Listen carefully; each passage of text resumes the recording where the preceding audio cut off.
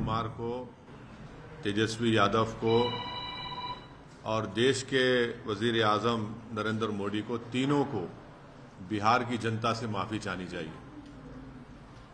और तीनों पार्टीज ने मिलकर बिहार की जनता को जो बातें की हैं और जो वादे किए थे और अपनी पॉलिटिकल आइडियोलॉजी की बात की थी, उन सब तीनों ने मिलकर बिहार की जनता को एक बहुत बड़ा धोखा दिया है।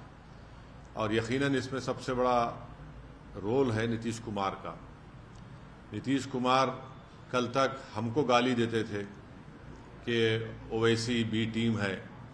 अब नीतीश कुमार को शर्म नहीं आती उसी जगह पर जाकर बैठने के लिए जहां पर हम पर इल्ज़ाम लगाते थे। और नीतीश कुमार ने पॉलिटिकल अपॉर्चुनिज्म कहना तो अंडरस्टेटमेंट होगा, उन्होंने हर चीज़ का रिकॉर्ड तोड़ दिया है और कोई उनकी बात का न एतबार है न भरोसा है। मैं शुरू से कह रहा था कि नीतीश कुमार फिर से बीजेपी में जाएंगे, मगर लोग हमारी बात को यकीन नहीं कर रहे थे।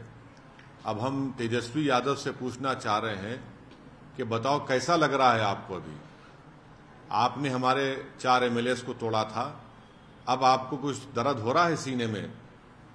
तकलीफ हो रही है आपको अपने भेजे में? अब आपको मालूम हो रहा है कि जो खेल आप हमसे खेले थे वही खेल आपसे हो गया। और तेजस्वी यादव और उनकी पार्टी धोखा दी है। 2 मर्तबा नीतीश कुमार को उन्होंने मुख्यमंत्री बनाया। बताइए अब क्या हासिल हुआ? आपने बीजेपी को आपने सत्ता दे दी। नीतीश कुमार तो सिर्फ अभी तो नाम के मुख्यमंत्री रहेंगे, हुकूमत चलेगी बिहार में आरएसएस की और नरेंद्र मोदी की। हम तो यही चीज को रोकना चाह रहे थे। एमआईएम पार्टी इसी को रोक रही थी। और जब हमारे सीमांचल की जनता ने एमआईएम के 5 विधायक को कामयाब किया तो हमने तो जब उनके स्पीकर के इलेक्शन में तायद की थी गठबंधन के।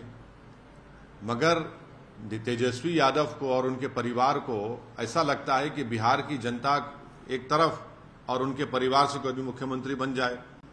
नीतीश कुमार को लगता है कि मैं जब तक जिंदा रहूं मुख्यमंत्री रहूं, और बीजेपी को लगता है कि भाई हर चीज हमको मिल जाए, चाहे कुछ भी हो, किस तरीके से हो जाए। देश के प्रधानमंत्री का भाषण मुझे याद आ रहा है जब नीतीश कुमार ने वो ऑब्जेक्शनेबल बातें कही थी महिलाओं के बारे में। देश के प्रधानमंत्री ने कहा था क्या गंदगी फैला रहे हैं, और देश के प्रधानमंत्री ने महिलाओं से वादा किया था कि मैं आपको इन लोगों से बचाऊंगा। अब देश के प्रधानमंत्री खुद नीतीश कुमार को बाजू बिठाकर चाय पिला रहे हैं। तो इसका टोटल ये है कि बिहार की जनता का एक बहुत बड़ा नुकसान और धोखा उनको दिया जा रहा है।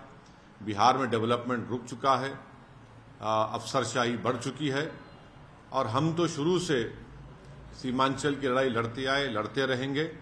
और इससे जनता को फिर से मालूम हो गया कि एमआईएम और ओवैसी जो बात कह रहा था कि सेकुलरिज्म, पॉलिटिकल सेकुलरिज्म सिर्फ इस्तेमाल किया जाता है भारत के मुसलमानों को धोखा देने के लिए, और अब की बार फिर से धोखा दिया गया है बिहार के मुसलमानों को सिर्फ सत्ता में आकर बैठने के लिए।